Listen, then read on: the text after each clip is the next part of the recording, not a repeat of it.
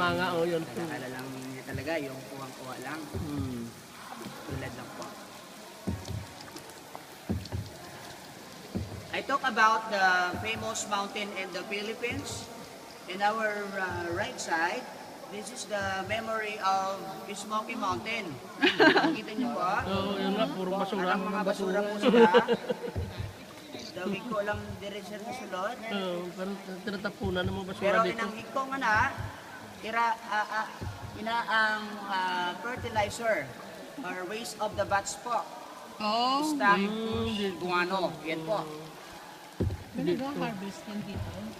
Then ma'am, Gina-harvest na dahil under protection tayo, Wala. wala pong kumukuha. Pero ewan ko lang po before dahil under pa to ng DNR. Pero mas higit pa sigurong nagbabantay sila before para ngayon. Sa harap po natin ang highway. Baba po ng konti. Yan. Straight ahead lang po ang highway or ang EDSA. Ayan po. Highway 54. Tingnan niyo po yan sa taas po. Ang Skyway po. Ayan, di ba? Forward lang po ng konti. Yan. Skyway.